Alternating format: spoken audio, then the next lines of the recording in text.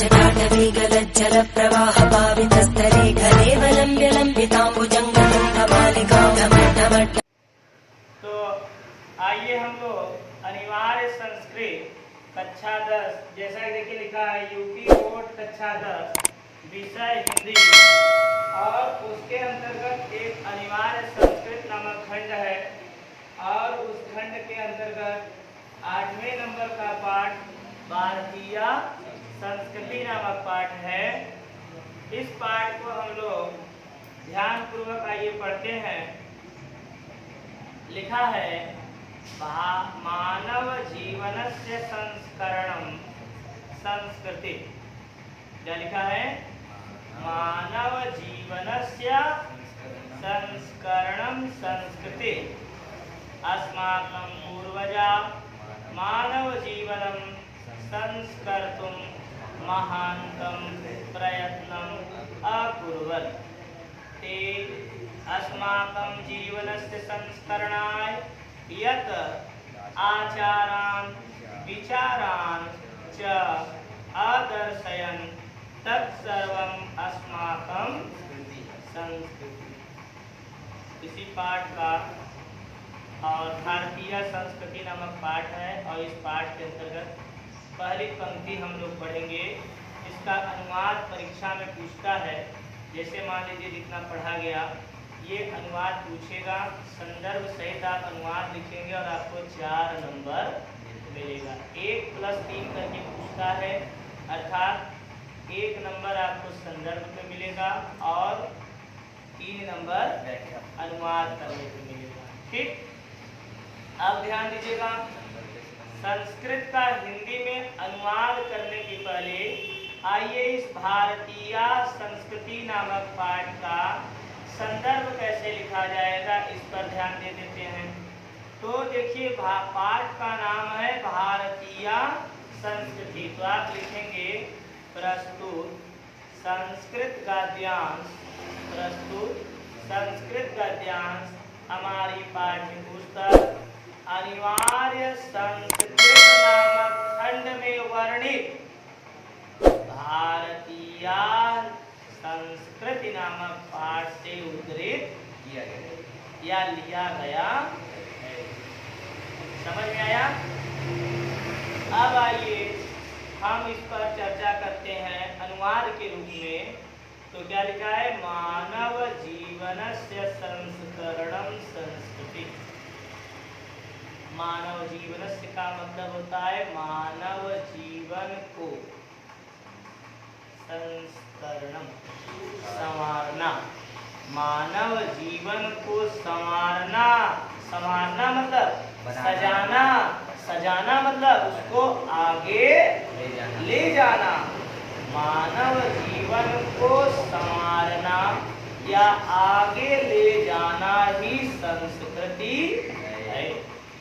मानव जीवन को संवारना, सुधारना, अच्छे से बनाना, यही क्या है? हमारी संस्कृति है। भाई हम मनुष्य का जीवन पाए हैं और मनुष्यता का संचार हमारे अंदर ना हो तो फिर हम कैसे मनुष्य? बात समझ आ रहा है? नहीं, वही बताया जा रहा है। बहुत ध्यान पूर्वक देखिए।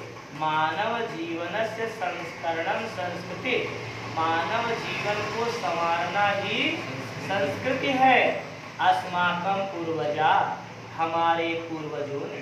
अस्माकं मतलब हमारे, पूर्वजा मतलब पूर्वजों ने।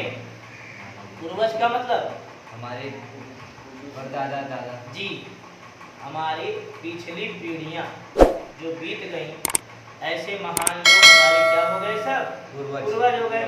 तो बताया जा रहा है अस्माकं पूर्वजा, हमारे पूर्वजों ने मानव जीवनम, मानव जीवन को संस्कर्तुम, संवारने के लिए, सजाने के लिए, आगे बढ़ाने के लिए महानतम प्रयत्नम अकुर्वन्, महान से महान प्रयत्नों को किए थे।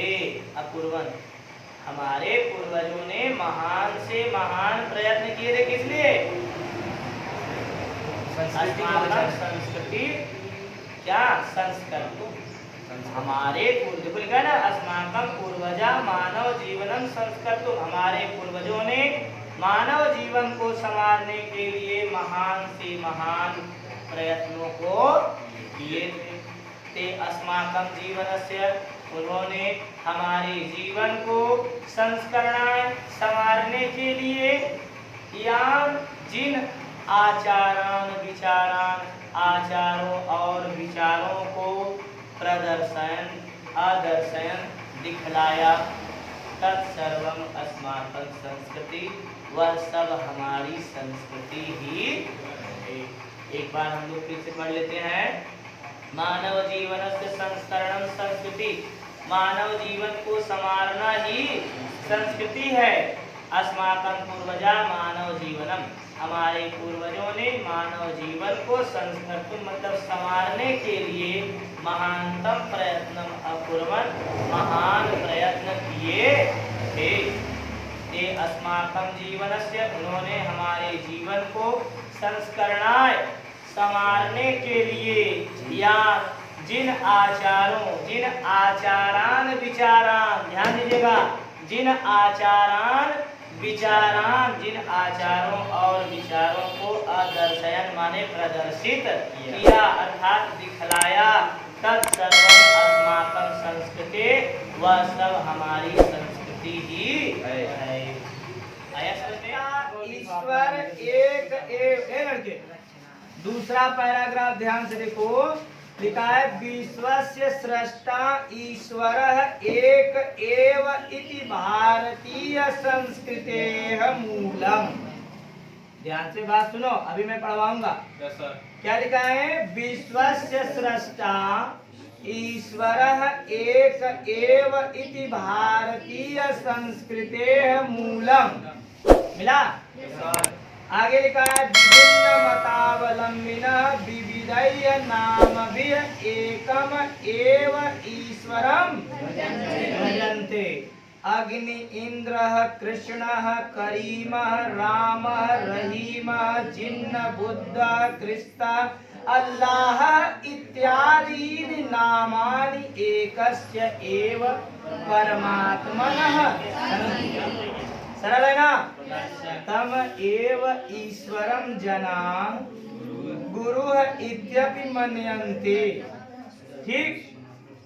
अतः सर्वेषां मतानां संभावः सम्मानश्च अस्माकं संस्कृते संदेशः है। सस्ता बताओ? बहुत सरल है। कैसा सरल है? किसके भाव? पानी के भाव सरल है। ध्यान से सुनते रहो बात, अभी मैं पूछूंगा तब बताना, ठीक है? हाँ। तो देखिए लिखा है डिस्टर्ब करने वाले कुछ होते हैं, तो उनके लिए अलग से दवा रखे हैं। कभी प्रयोग नहीं करते तो इसका मतलब ये नहीं कि हम ऐसे ही कोई पढ़ाते रहते हैं, ठीक है? अभी हम जो है प्रयोग करेंगे। तो देखिए लिखा है, कह दीजिए 5 दिन बाद लिखा है विश्वस्य स्रष्टा। विश्वस्य मतलब विश्व का, विश्व मतलब रवि कुमार, विश्व मतलब दुनिया, संसार, दुनिया, संसार, जग, जहान, जगत। जगत सुनती है, बोला जगत नहीं, जगत मतलब संसार। अब ध्यान सुनिएगा, भारतीय संस्कृति पढ़ रहे हैं। भारतीय संस्कृति का नियम देखो, आज के जमाने वाला क्या है जानते हैं? केहू का नाम अगर जगत बा, कहीं ये भैया जगत, जगत ये जगत अवनाश सुने तक देखा हरे जगतवा, फिर देखा अगर जगत न सुनने हैं तो कह सरल है, सरल है, कुछ कहें सरल है।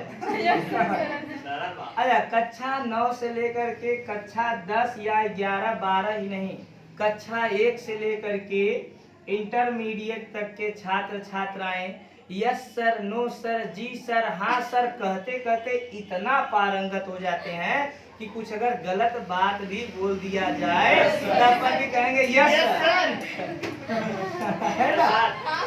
चलो, अब कुछ लड़के ऐसे भी रहते हैं हाँ। तो देखिए लिखा है विश्वस्य स्रष्टा। विश्व का सृष्टा माने रचयिता, विश्व का रचयिता माने पूरे संसार को बनाने वाला। ध्यान से केवल बात सुनो, विश्वस्य सृष्टा, विश्व का रचयिता, विश्व को बनाने वाला, विश्व का निर्माण करने वाला वह ईश्वर एव एक ही है। विश्व को बनाने वाला, पूरे संसार को बनाने वाला वह ईश्वर एक ही है। आप लोग कहीं तस्वीर में पढ़े होंगे, किताब में पढ़े होंगे, सबका मालिक सही है नहीं? यही किताब में भी लिखा है, यही हम भी करें, यही आप भी करें और आगे आने वाली पीढ़ियां भी। विश्वस्य सृष्टा ईश्वर एक इति, विश्व का रचयिता, विश्व को बनाने वाला वह ईश्वर एक ही है। समझ में आया? आगे लिखा है इति भारतीय संस्कृतेः मूलम, यही हमारी भारतीय संस्कृति का क्या है? मूल है माने आधार है। मूल मतलब अंग्रेजी में इसे बेस कहते हैं। देखिए ध्यान सुनेगा, विश्व को बनाने वाला, संसार को बनाने वाला वह ईश्वर एक ही है, ऐसा हमारी भारतीय संस्कृति का आधार है। बात समझ में आया? आगे क्या लिखा है? आगे लिखा है विभिन्न मतावलंबिना, विभिन्न प्रकार के, देखो विभिन्न मतलब विभिन्न प्रकार, अलग अलग प्रकार के मत। मत मतलब होता है धर्म। ध्यान देना, मत मतलब धर्म नहीं होता, मत माने होता है आपसी विचार। ठीक है, कहते नहीं कि उनका क्या मत है, इनका क्या मत है, उनका, यहाँ पे मत मतलब धर्म समझ लेते हैं। तो विभिन्न मत अवलंबिना, विभिन्न प्रकार के मतों को अर्थात धर्मों को अवलंबिना मतलब मानने वाले।